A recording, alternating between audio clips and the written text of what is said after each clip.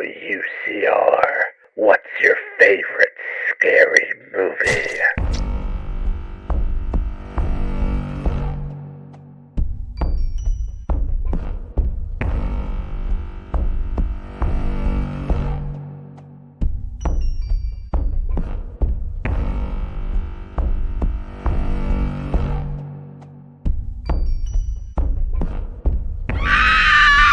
Well, hello.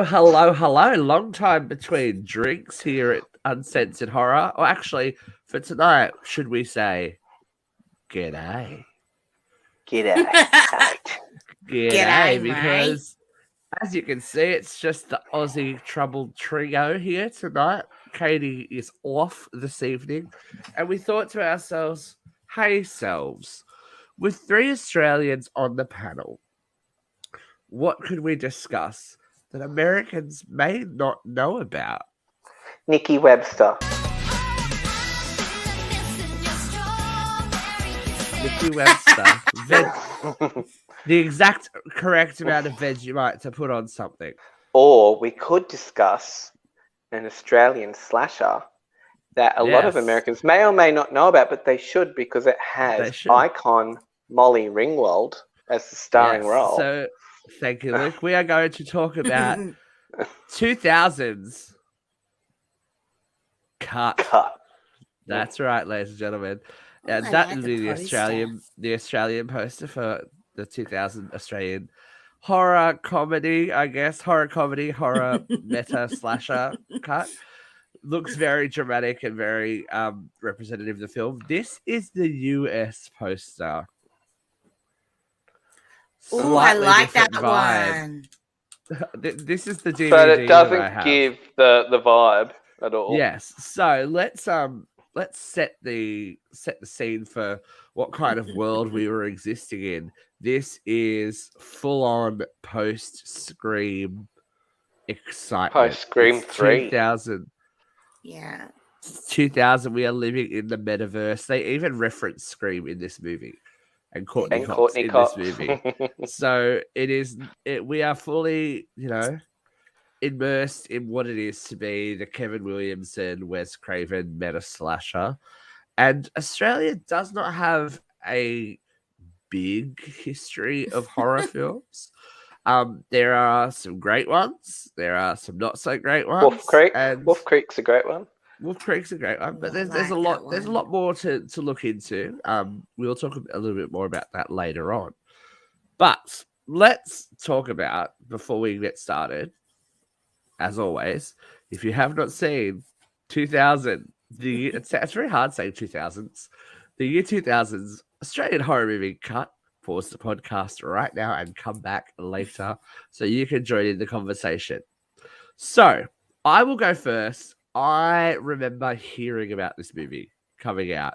I remember hearing about it being made. I remember all the kinds of hype around it. There was hype around this movie when it was coming out because it was an Australian slasher film. It was our answer to Scream. And it was a lot of talk about Kylie Minogue being in it. Kylie Minogue, yes. We have Australian icon Kylie Minogue, which we'll talk about again a little bit later. I actually remember seeing this in cinemas. I saw Cut in cinemas, and I was a bit impressed / obsessed with it back then. I don't know that time has been that kind to this movie, or we have you live and you watch more. 2000, I think, March, I would have been just 18, freshly 18, 17. We're in high school when Cut dropped, girl. We were in high school, yeah. When did Spinning Around come out? Was it around 2000 as well? I can't remember. Who knows? I think Kylie was big again anyway, and then this movie all of a sudden... Kylie was having her comeback. She was in her Renaissance period. Her Renaissance. So everyone had high hopes for this movie that Kylie Minogue would sign on, even though they obviously didn't watch Street Fighter. God, someone's picked us up. Sorry, Kylie. And look, I went in with don't think that's high Kylie's expectations. Fault, quietly. No, it's not Kylie. Look, I went in with high expectations for this film at that time because I was thinking it was going to be like Scream. And I remember feeling a little bit cringy. I got that cultural cringe, like, oh, they're so Australian and just so ochre. But now I watched it just recently, like very recently, and I could appreciate the shtick they were going for. I got it. So, you know. It's very heavily tongue-in-cheek these days. Or tongues out of cheeks. Now, Brooke, you haven't seen this movie until 24 hours ago, I would assume? Yeah. Yeah. So I literally how was watched that it for the first experience time. for you?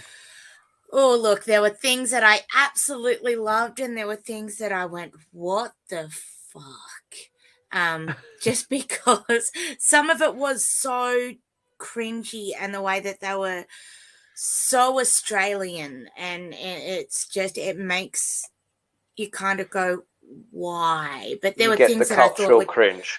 I've always found you very attractive. Oh, fuck off. Yeah. You don't do that. You don't do that in Wolf Creek, and you don't do that in Rogue. Like, you don't do that in a lot of these Aussie horror movies. Do you think maybe because it was trying to be so American, it was trying to borrow from that formula so much that you can't help but compare it? It's like, oh, okay. It was kind of, it felt like one of those movies that it didn't really know the identity it wanted to have. Like, did it want to be really funny, or did it want to have like really tense slasher moments? And we'll it sort of talk about got that at the end muddy with our review. We'll talk about where it sits. All right, and where it I'm just saying. Yeah, I know. We don't want to give away all the good stuff straight up. So, just a little bit of a synopsis for those of us that haven't actually seen it. It's 1985, and the cast and crew of horror flick Hot Blooded are learning firsthand what it means to be stalked by a masked killer. When the director is viciously murdered on set, the production is shut down, the film locked away, incomplete. But every time the footage is screened, somebody dies. 14 years later, a group of enthusiastic film students decide to finish Hot Blooded, led by Raffi, the director Jessica Napier, producer Hester, Sarah Kantz, or Kantz. They managed to track down Vanessa Turnbull, the one and only Molly Ringwald, the star of the original film, who reluctantly agrees to return to Australia. After shooting commences on the original Erie location, the students start to disappear one by one. Now they just have to finish the film before it finishes them. Dun, dun, dun, dun. Right, sounds very dramatic. So we are straight away thrown back to the 80s. And I think it's stunt casting, obviously, but it is a great case of stunt casting on both parts. I want to know how they got Molly Ringwald to do this movie. I love her. I don't care what anyone else says. She made this movie. Great. She really was did. I think Molly knew what kind of movie she was making. Yeah, she was such a diva. Jackie Chan. Yeah. I need a stunt driver. I didn't know I'd have to drive a car. So Molly is and Molly would have been late 30s here, wouldn't she? She would have been around 30s. So probably very stereotypically playing a teenager in her 30s. So Molly definitely knew what kind of movie she was making. I think she was definitely down for the 80s shtick. It was very, very dramatic, her scenes. And I guess we're led to believe that was, that's the first thing we see in the film, this hazy, gauzy, 1980s-esque, late 70s looking film. We get called a cut, and then that is a very distinctly Aussie voice and a legendary Australian voice. Our other piece of stunt casting cut it is the one and only Kylie Minogue. Now, do you think it's hilarious that they gave Kylie the Charlene accent and the Charlene hairstyle back again just for this film? She had that real tight, frizzy hair. They knew what they were doing. They're like, she's an icon of Aussie culture. They know that having Kylie Minogue, even for 5 seconds, she doesn't really make movies. Like, the only movie that she's made, and she was like the star of, I think, was The Delinquents, right? She was in The Delinquents. No, she was in Street Fighter. She was in a movie with Pauly Shore. She's not but she's been the leading female. She was the leading female. She was, but she's not. It's like she was the star. It's not what she's known for, though. No, she's a pop star. But she was an actress in Neighbours. Yeah, she started off in Neighbours, but I thought she did pretty well. Like, there's bits and pieces where, I believe Kylie, then like she'll slip into something really Aussie. I'm like, oh, Kylie. No, I didn't, sweetheart. Yeah, but they robbed her of a decent opening kill, though. They could have given her not even the Barrymore treatment, but they could have just given her something more than an off-screen kill. I think it was very much down to the budget. This is not a major studio film, obviously. Yeah. We do get to meet our killer, though, and I've got to say, oddly effective. This is Scarman, and that mask is pretty intense. I was like, oh, creepy. It gives you the ears. Yeah. Yeah. The mask was creepy, but I hated how initially the killer was just so like in the flashback scene with Kylie and everything. Well, it wasn't really a flashback, but where the movie opened, I didn't like. Hillary, look. He was just too Aussie. I'm sorry. You can't scream without a tongue. Look, how are you gonna scream? Cultural cringe. Oh, Vegemite sandwich. So yes. Anyway, Scarman is being played by Brad. And Hillary Jacobs, also known as Kylie Minogue, basically publicly humiliates him on set and is going to fire him because he can't get his scenes right with Vanessa, Molly Ringwald. We cut to her office where Brad comes and does a little bit of, I guess, method acting, we would call it, by placing the mask on and removing his finger. His pinky finger. Yeah. What the fuck happened here, though? Can someone explain this? Did the evil go into him at this? Like, what was happening? Can someone? Or was I it just crazy? think it was maybe not really that well fleshed out. I have an idea. I guess he just goes crazy because he doesn't want to be fired. And as Luke said, starts to advance on Hillary, and she says, "You come near me, I'll scream." And he says his iconic line, "It's hard to scream without a tongue." We cut away, and meanwhile the bitch screams. She's screaming. Yeah, Kylie screams, and then we have a tongue placed on the. And it looked like one of those like jelly, you know, the lollies that you get, like the clouds and that are covered in sugar. Oh, you know, like the gummy lollies. It looked like one of them, or like a sour strap. So anyway, Vanessa Turnbull is on her way to see Hillary because I'm assuming she did not have her Diet Coke in her hand at the end of filming, like she demands. When the director yells, "Cut! I want my Coke in my hand." So being very stereotypical. Brad / Scarman then attacks Vanessa, who gives him, I guess, the world's most savage tracheotomy, and kills him in front of. No, she beats him up though. She headbutts she beats him. Vanessa's a little bit hardcore. Vanessa goes hard, but the modified garden shears end up through his throat.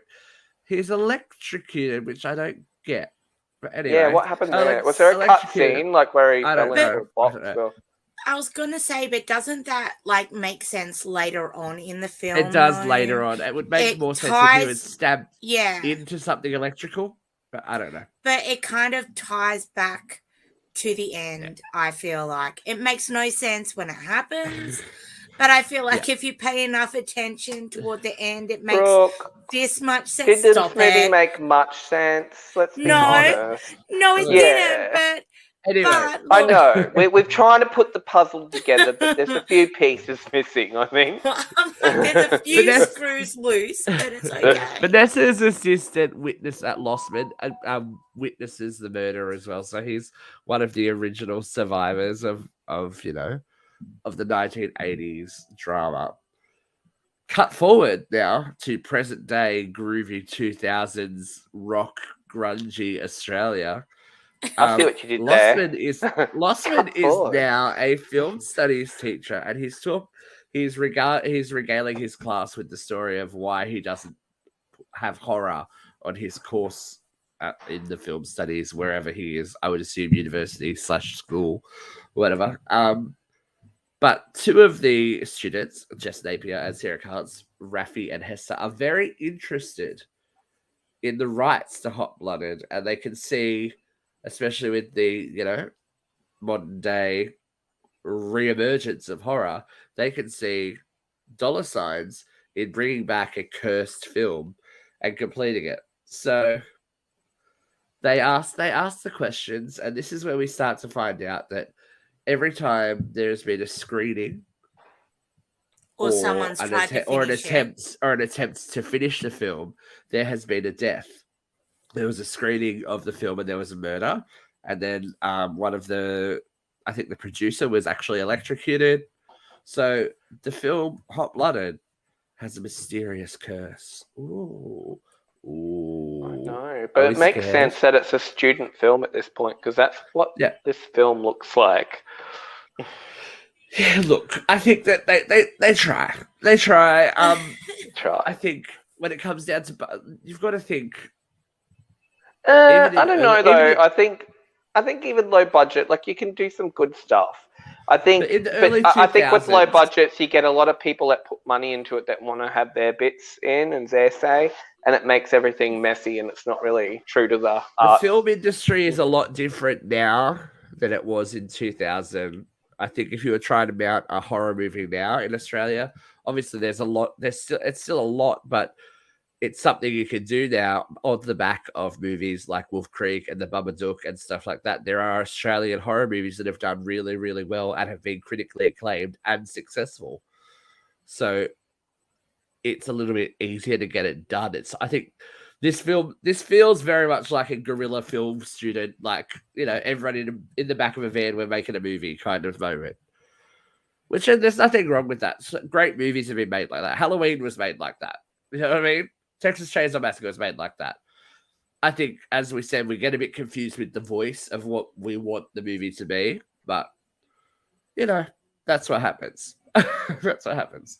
They manage, and I don't know what, I feel like we're missing some scenes here. Somehow they convince Vanessa to come back. She's doing daytime soap. She hasn't worked in movies since Hot Blooded, and they've convinced her. She drops the penny. Why? Because there was nothing appealing about the offer. The offer was garbage. She had to fly coach. I got to fly coach. And everything about it was just not for her, but she reveals later why she even agreed to it, because it didn't really make sense why someone would unless they were emotionally invested. I feel like they could. There's a little bit of a There might be a cut scene. Yeah, there might be. I would like to see the script too far maybe. Forward. Yeah, I would like to see.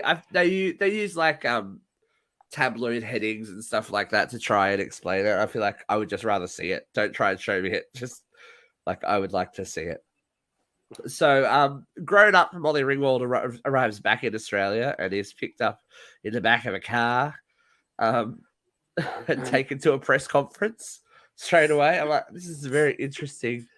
I don't know if people know how movies work, but anyway, she's questioned about Hot Blooded and why she would come back and if she was scared, and she gets one of her best lines in the movie. When asked if she was scared about the curse, she says, "Oh, if I die, I get paid extra." Yeah, I love that line. Molly, you're amazing. I love how she shows up though, like a complete film diva with she is the jewels and everything, American film star, and she's involved in this backyard film that's just complete trash. We run out of petrol and we're trying to pick you up, and she's just very shit, but let's just do this.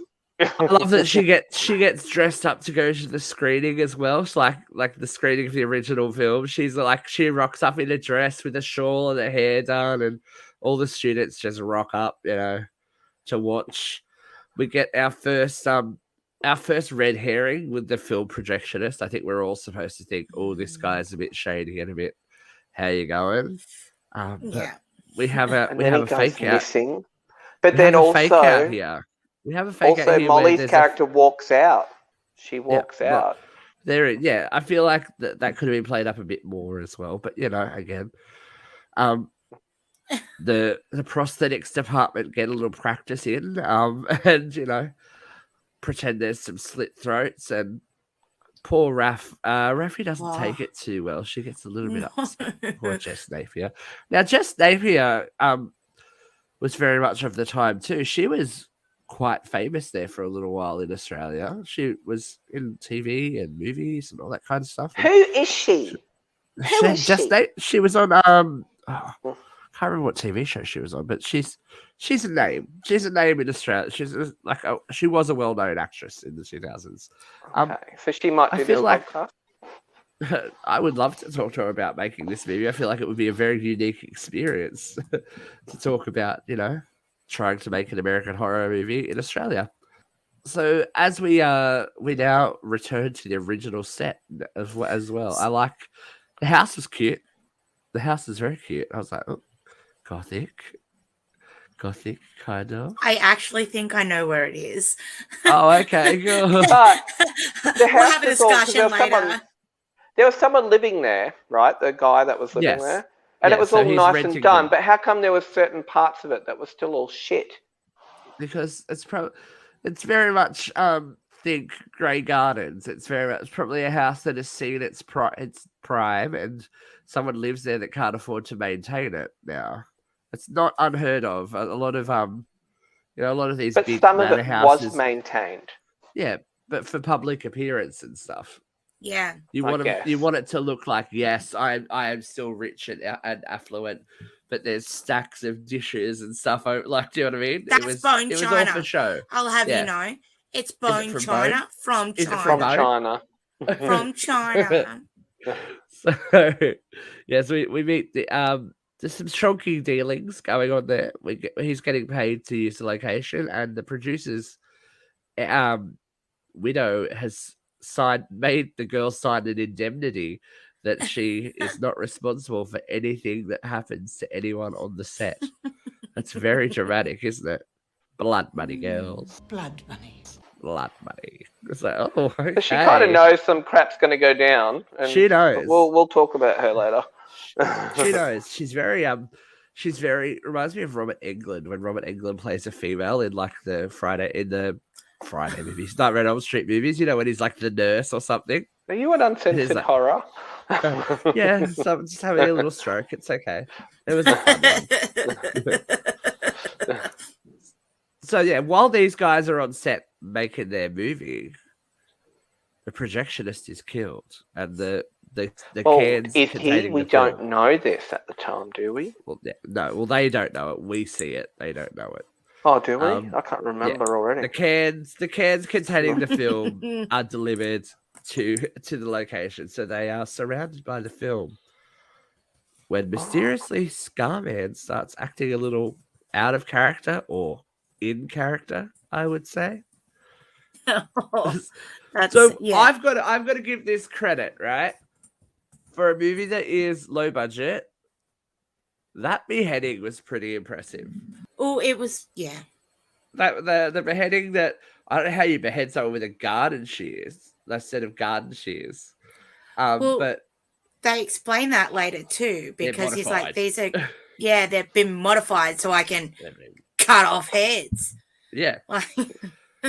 Very true. That head that I didn't mind that little blink of the head after it got decapitated, and that was, see, this is where we go. We start to have these scenes where there is genuine tension. Like, I was like, oh, okay, that's a little bit creepy, and he's a creepy dude. Scarman's a creepy dude. You know what I mean? Like, when you look at him, he's a creepy dude. But then he throws the butcher's cleaver at her, and like the sound effect and everything. It's like, oh. He impales her into the door. It kind of. Yeah, it's like, oh. He also threw it pretty hard to like go through bone and everything. Well, he's, Yeah. he's supernatural. He's the dude. He's the dude. He's the dude. Yeah. So yeah, we are seeing them meet their deaths one at a time. I've got to say, some of them were horrible deaths. Yeah, the scene on the bus was pretty good when they needed power for the generator and old mate went to leave and he just got shocked with the shears. I was like, oh, okay, damn, that was good. I was like, oh wow. Oh, and the poor lesbian. What was the lesbian character's name? Hester. Now, this is very interesting. I thought it was a very interesting flex for them to include this character in this storyline. That I think we all got the feeling that Hester was obviously like all about Raffi and was like, oh my god, Raffi's amazing. Oh, but wouldn't you be? Because she's like all blonde and pretty. McLeod's daughters. That's what I already sent that in a message. I sent it to you guys already. McLeod's daughters. I was thinking about it. He was McLeod's daughters. I feel like she was in something else in the early 2000s as well, but I can't remember. She was in a couple of movies. Yeah, anyway. Maybe a Centrelink line after this. Oh, don't be nasty to Jess Napier. I'm not being mean. I like Jess Napier. She's done more than you've ever done, Babs. Oh, well. But she's an actress. She's an actress. So we also see the death of, I've got to say, we like to set people on fire too, don't we? Yeah, that was the one I was thinking about. That was brutal. That was. I thought it was great the way she ran away on fire. I thought it was amazing. You can tell it's like stop, drop, and roll. She's gonna run away. She's gonna happen off camera and out of shot. Whoopsie daisy. That happened. And then locking yourself in the car. Wow, genius. Yeah. How simple was that? He gets blown up as well. It just shows, some people are alpha. No, I didn't feel sorry for him. He had plenty of opportunity to run. Like, wouldn't you think if someone's getting a petrol, like I said, it's so Aussie. Wouldn't you think, oh, he's gonna like light the car up? Maybe let's get out. Maybe the drama a little. Or drive off. Sorry, even before this, we've kind of jumped the gun. We got a bit excited talking about it.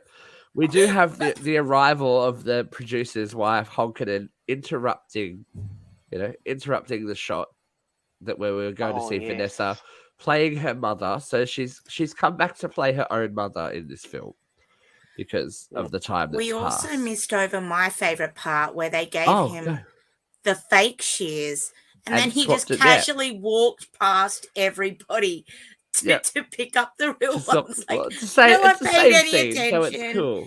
It's okay. Scene, so it's all right. That's how that thing happened with old Baldwin. Pay attention, people. That's what happened on the set of The Crow as well. Like it happens. It happens when you're not paying attention. So Molly Ringwald. They got the right shears. Actually attacked, and we learned that yelling cut isn't going to help you. She gets a little throaty cut. Nicked in the neck, yeah. She gets real cranky about it too. What about poor Lossman though? He hits a fire poker through the neck. But why would the fool still sit there? Everyone's running and he's still sitting there filming like crazy. Oh yeah, the faux love interest. Like I don't think there was much to that character. He was like obviously going to be a body count, but that's a cool shot. That's this shot here where he gives them a little wave at the camera, and then gets stabbed through the eye. It's a very cute moment for him. But didn't run away though. Silly man. You gotta run. He wanted to get the shot. He's like April O'Neil in Turtles. What a story! Try to get that story all the way. Yeah, the producer. This is where the producer's wife. This all arrives, and they find the guy who owns the house hanging dead upstairs while his dog licks the pool of his blood, all that kind of stuff. It just that was all a bit happens much. in a burst, I guess you would say. Hester's dead, and the police arrive. The two police officers arrive. Now I've got to say, one of the most Australian deaths I've seen was the female police officer getting impaled. Oh, that was so good. On the garden tap. And that was so Aussie. And then he turned it on for no reason. But what I want to know is why did the male cop scream, Stay right there. Just drop it. Stop. Don't move. So many times. Like, even he vaults down the stairs. He's like, don't move. Something tells me these two cops would die on their first night out in an American force. They're very much Halloween 4 cops. Halloween 5 cops. Halloween 5 cops. Like, they should come with their own like sound effects and stuff like that. Very much fodder for the beast.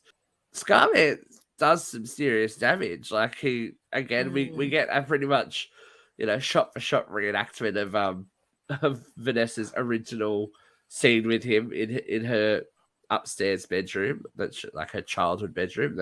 That's all shit now. It's all rotten. Very what they did with Scream this year. Revisiting the location and freaking out about it. Scream 3 did it as well. When she was back in Woodsboro.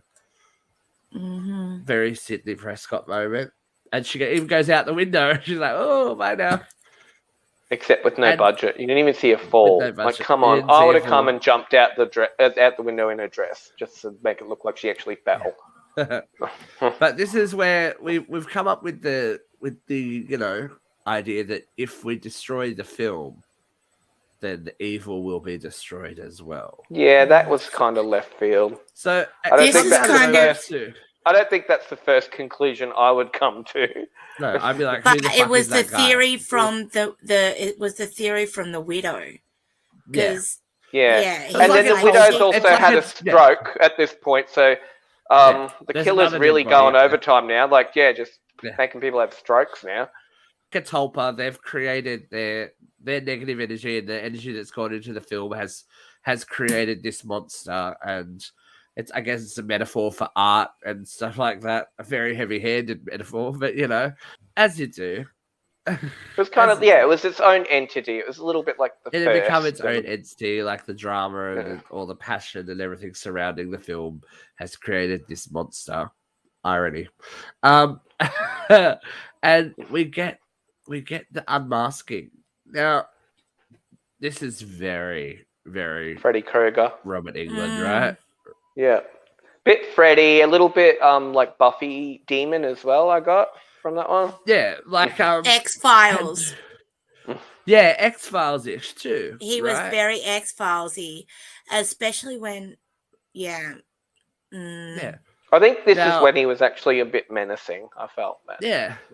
I feel like there was potential there. And then again, Vanessa, he likes to set things on fire. I guess because he's already on fire. I know, he's dousing her too. Like, he's like someone that you don't want to be in a bad relationship with. I know, right? That's not cute for anyone involved. And Vanessa crawls off again out of shot. Vanessa's crawling out of shot, so we don't have the budget. We don't want to see her go up. Fire. We don't have the Molly Ringwald, especially not Molly, because she probably didn't have a stunt double. Poor bitch. She was driving the car by herself. Budget, I don't think. I think she was very much doing everything. But that happens. It's okay. Good on you, Moles. We want you back for the sequel.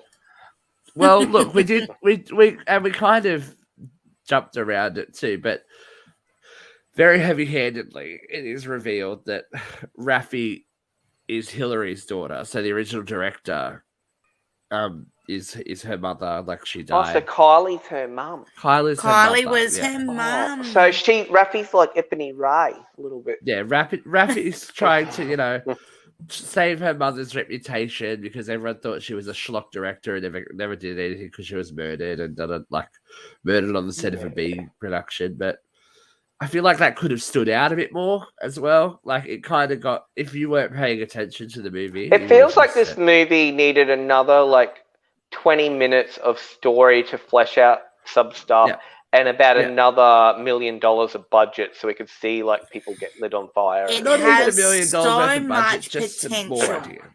Yeah, it had a lot of potential. Let's just finish our recap first, and we can talk potential.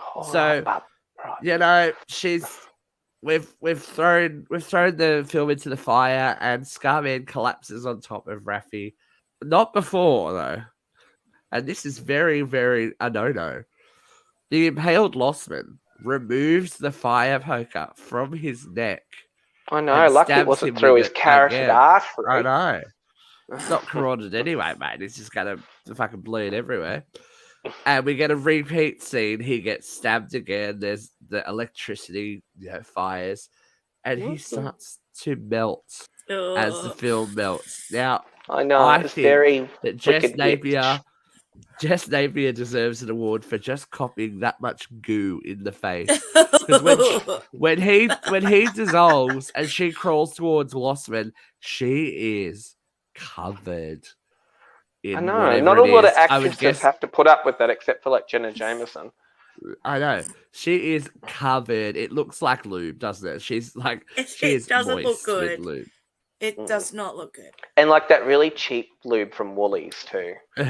Like, so anyway, we get another cutaway moment with the tabloid saying Vanessa's alive and leaving hospital to go on to general hospital. Leaving the burns unit. She's ironically going back to not complete. This uncompleted film has given her career another boost, so it looks like Vanessa will be fine. We see Lossman and Raffi visiting her in hospital, and with little burnt hands, little koala burnt hands. And they just confirm that the film was destroyed, and that she says, I can finally sleep at night, which is the first time she mentions it. Random. But she couldn't sleep. There was a conversation earlier where she did say that she wakes up and she's paying a lot of therapy. Like, do you know what I mean? It wasn't fleshed out. It needed to be part of that 20 minutes the movie needed. We get a little sting in the tail moment where we are obviously, it's New York City because it's snowing and cold. Like, I'm assuming they think it's New York. And we are in a film studies class where they talk about a special treat they have, that there's been a print discovered of an unfinished movie that's believed to be cursed. And as the opening reel of Hot Blooded plays, we see Scarman sitting behind the film lecturer as credits roll. I know. So and she's all happy. It was almost like it felt like she almost wanted him to come back. That, in a nutshell, is Cut. Now, I couldn't find the budget on this one, so I think because it's independent.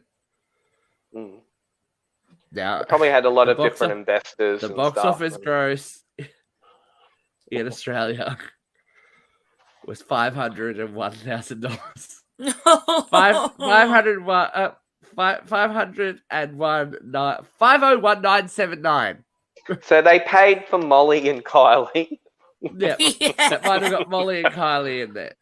But they definitely did their due diligence. I remember seeing promo stuff in video stores and stuff like that. I remember this review, which I read from before. I remember seeing this floating around in a magazine. I can't remember what it was, but I remember seeing it. And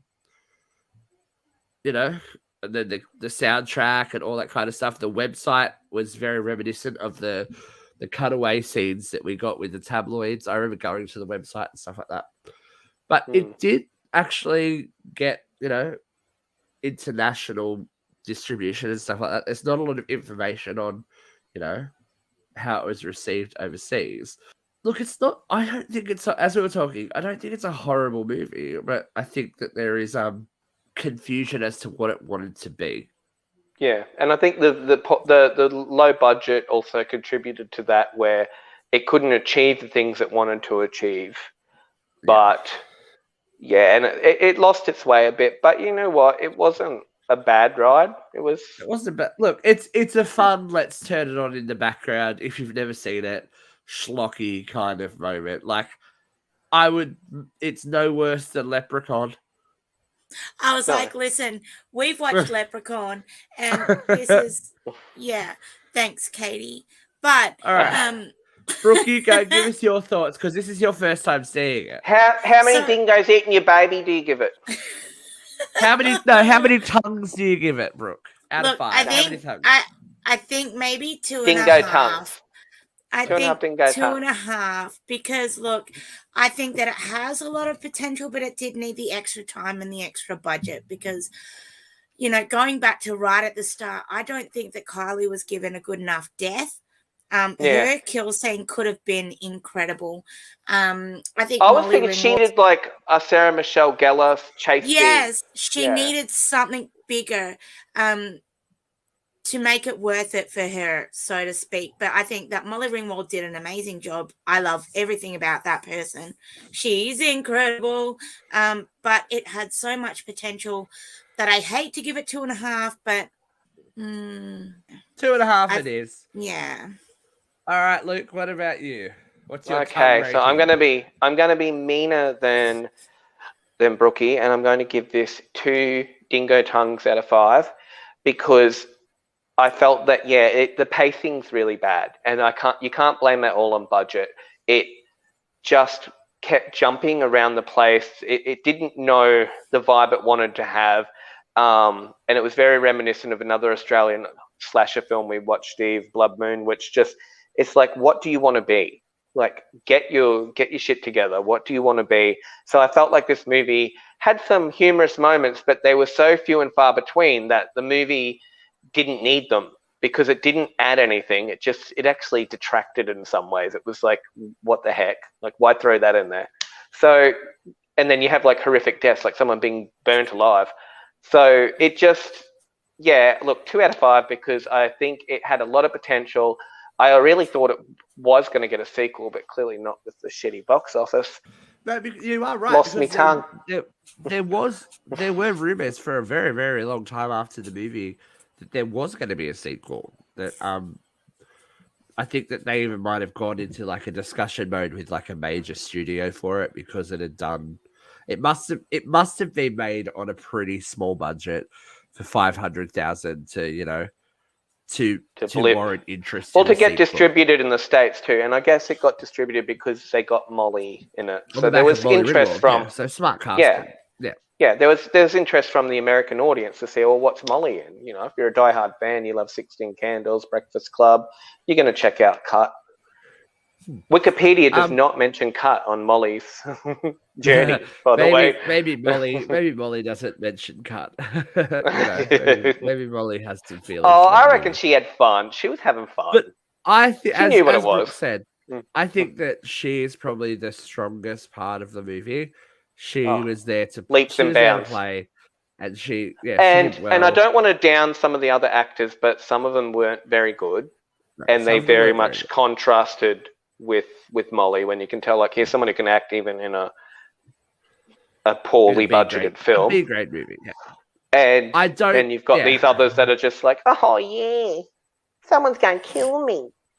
I think that there were obviously problems with the script. I don't know that the director had much experience either. It feels, as you said, it feels very clunky. It feels like there should have been maybe a few more, passes at the script to make sure that it was especially with these movies in the 2000s. You want it to be slick, you want it to be fast paced, and you want those kills. You want you want it to all flow quite well so the audience can sit there and be part of it. Watching it again, I haven't watched this movie for probably about 5 years or so. I had to dig out the DVD and be like, oh, okay. The nostalgia factor I was like, oh, okay, this, like, watching it, you're like, oh, this isn't that great. That's like, I remember leaving thinking, oh, this is a great movie. That was great. It's going to be a sequel. And There are good parts. There are bad parts. I feel like, as we all agreed, there's the potential for a good movie in there. And I think had it been done correct, but we never, especially with, independent films, if there's multiple backers, we don't know what's going on in the process of the creative control too. I want more of this and I want more of that. It becomes a soup of something that you don't even know. So how many dingo tongues do you give it though, Steve? Look, I'm going to give it 2.5 for Molly, for Kylie. I think that, it's definitely an Australian voice on this, whether you like the sound of the Australian voice or not, as we talked with the cultural cringe, whether you like it or not, our answer. It's our answer to to that kind of B grade stuff that was being made in the wake of Scream, because you've got to remember we had all of those Scream knockoffs that were filling the shelves of Blockbuster at the time, because this was still very much the Blockbuster age. We were also going to Blockbuster. I feel like this Video movie's Easy very and... much our Cherry Falls. Yeah, Cherry Falls is a good movie though. We might have to talk about Cherry Falls one day. I enjoyed Cherry Falls. It's got Brittany Murphy. Come on. Who doesn't? And where is she now? Hello. Oh, she's dead. Dude. Really, really rough. Wow. Wow. That's way harsh, Ty. That's way harsh. Bro. It was a bit way harsh. Sorry. So if if you've seen Cut and you would like to add your opinion, why don't you let us know? Jump in the comments. Tell us what you think of the movie. If you have a movie that you would like us to watch, suggest away. Katie McCarthy has some wild ideas on what we should watch next. We do have some plans. We've got some plans simmering in the background. We are obviously working our way to October. How many months now, Brooke? There are exactly 4. Exactly 4 months. So in 4 months today, and I'll be gone. And 4 months and oh my gosh. 11 days, we will be in the cinema, all according to plan, seeing Halloween Ends with our American counterparts. So, and then doing a big group review. Yeah, well, obviously we're going to take Jeff. We're going to take Vera to, oh my gosh, really get her in the spirit. Vera's gonna borrow husband to cuddle with in the theater. Yeah, we're going to make sure V's looked after. So, if you've got suggestions for us, what you would like us to watch in the meantime, please let us know. We've done a request already. We've done Chris's request of Buffy the Vampire Slayer. So if you have a horror movie that you would like us to watch, let us know. But if you have a regular movie that's not horror, we also have a new show now called Assigned Seating, where you can ask us to watch any kind of movie and we'll watch it and get back to you. These guys will be making an appearance on that show. Even How to Make an American Quilt. Yeah, it can be anything. We've done our first show was all about Star Wars. So it could be anything. And all of our UCR family are going to jump in. There's going to be strangers. There's going to be new faces. There's going to be all that kind of stuff. So make sure you check out Assigned Seating and make sure that you join us next time we're back, because like every horror movie these days, you got to have a sequel, baby. We will be back.